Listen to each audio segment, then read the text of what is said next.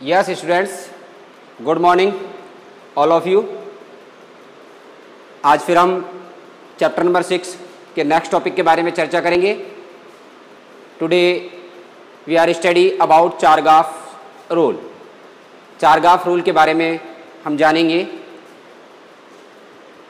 कल हमने आपको दो साइंटिस्ट के बारे में बताया था, विल्किंस एंड फ्रैंकलिन, जिन्होंने एक्सरे डिफ्रैक्शन जो मेथड के उनके कंक्लूजन्स थे, जिनके बेसिस पर वॉटसन एंड क्रिक ने double helical model DNA structure का दिया.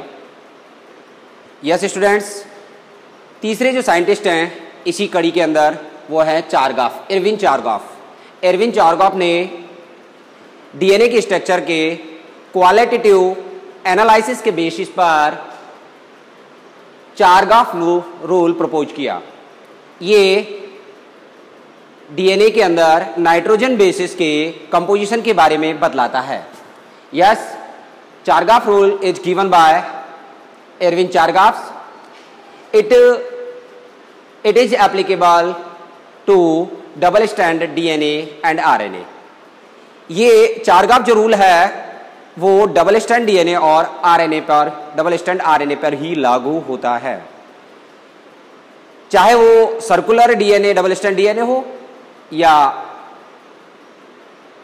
आरएनए हो. यस स्टूडेंट्स, इसके जो मेन फॉर कंक्लूजन्स थे चारगाफ रूल्स के वो हम स्टडी करेंगे. सबसे पहला जो कंक्लूजन था वो था अमाउंट ऑफ. आप लोगों को पता है कि कल हमने स्टडी की थी पॉलीपेप्टाइड चेन के बारे में. जो पॉलीपेप्टाइड चेन्स होती हैं उसके अंदर प्यूरिन और पिरिमिडिन्स नाम के नाइट्रोजन बेसिस प्रेजेंट होते हैं. तो चारगाफ रूल ये कहता है कि प्यूरिन्स और pyrimidines are always in equal amount, कि कोई भी डबल स्ट्रैंड डीएनए होगा उसके अंदर प्यूरिन और पिरिमिडिन्स का जो अमाउंट होगा वो इक्वल होगा. इट मीन्स जो प्यूरिन बेसिस होते हैं, नाइट्रोजन बेसिस, ए और जी, एडेनिन और guanine, adenine plus guanine is equal to T plus E, यानी थायमिन और साइटोसिन. या second conclusion is amount of adenine is equal to thymine and amount of guanine is equal to cytosine. यानी कि जो adenine nitrogen base होंगे उनका amount किसके बराबर होगा? थायमिन के, और गुआनिन जो होगा वो साइटोसिन के. इसी के साथ साथ मैं आप लोगों को एक चीज और क्लियर कर दूं कि जब हम डबल हेलिकल मॉडल पढ़ेंगे जो कि 1953 में किसने दिया था? जेडी वॉटसन और एचएफसी क्रिक के द्वारा प्रपोज किया गया था. उसके अंदर हम लोग पढ़ेंगे इनके कंक्लूजन के बेसिस पर, नाइट्रोजन बेस के से रिलेटेड इनके जो कंक्लूजन थे उनके बेसिस पर उन्होंने डबल हेलिकल मॉडल दिया. तो जनरली हम ये कह सकते हैं कि जो डबल हेलिकल मॉडल था वो विल्किंस, फ्रैंकलिन और चारगाफ के जो कंक्लूजन थे उन पर बेस्ड था. यस स्टूडेंट्स, एडेनिन जो नाइट्रोजन बेस होता है वो हमेशा थायमिन से जुड़ा होता है डीएनए के अंदर, और कितने हाइड्रोजन बॉन्ड्स के द्वारा? 2 हाइड्रोजन बॉन्ड्स के द्वारा. तो adenine joint with thymine with 2 hydrogen bonds and guanine is joined to cytosine with 3 hydrogen bonding. It means adenine joined with, adenine किसके साथ जुड़ा हुआ होगा? थायमिन के साथ. कितने हाइड्रोजन बॉन्ड्स द्वारा? 2 हाइड्रोजन बॉन्ड्स के द्वारा.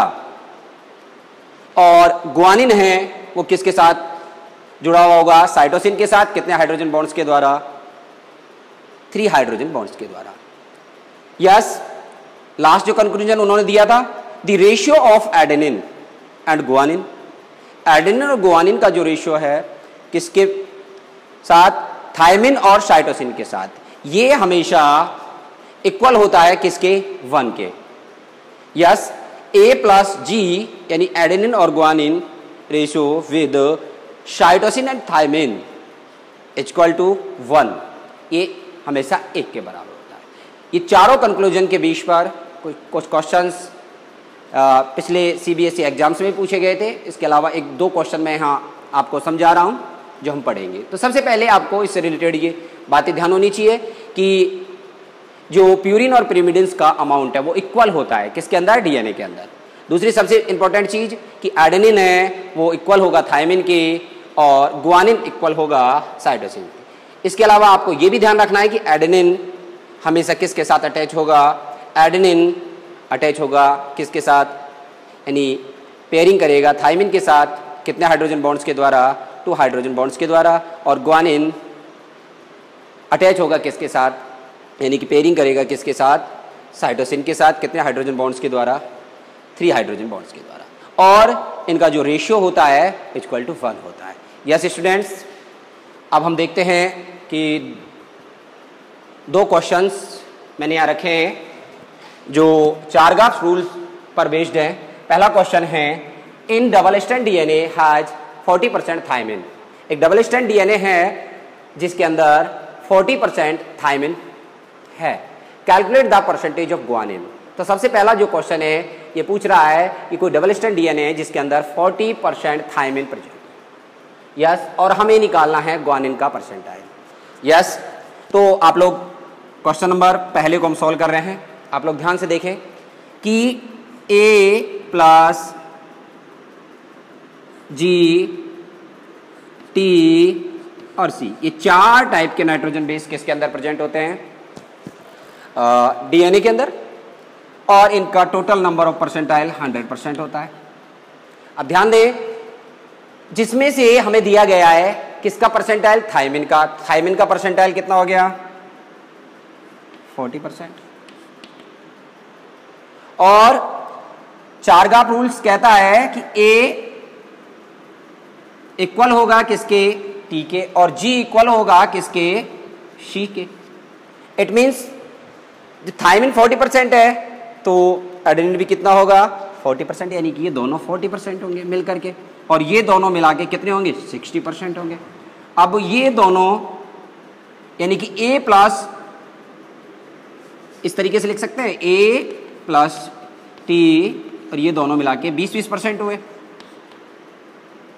सॉरी, A प्लस T यानी कि ये इसके इक्वल है, यानी 40-40 है दोनों, और यहाँ 40% ये हो गया और 40% ये हो गया, यानी दोनों मिलाकर के कितने परसेंट हो गए बच्चों, 80%।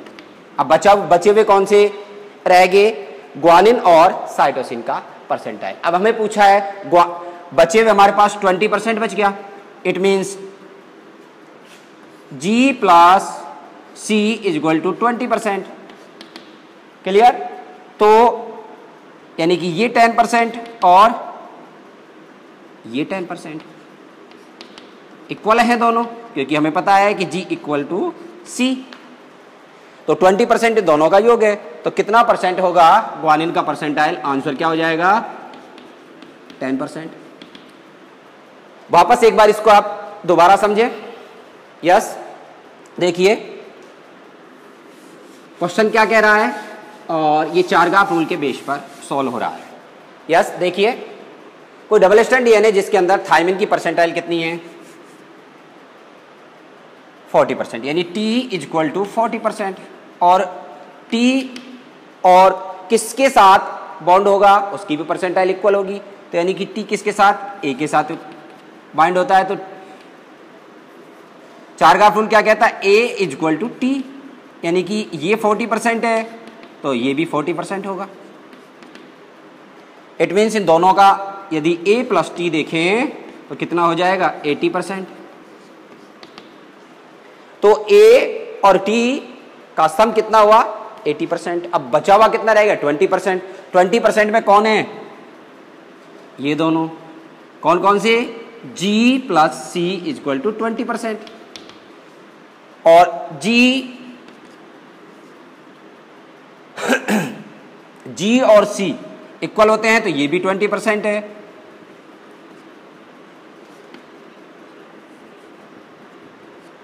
G इक्वल टू C, यानी कि G और C का योग कितना था, 20%, यानी 10% है, दोनों इक्वल है। तो ओके स्टूडेंट्स, क्लियर?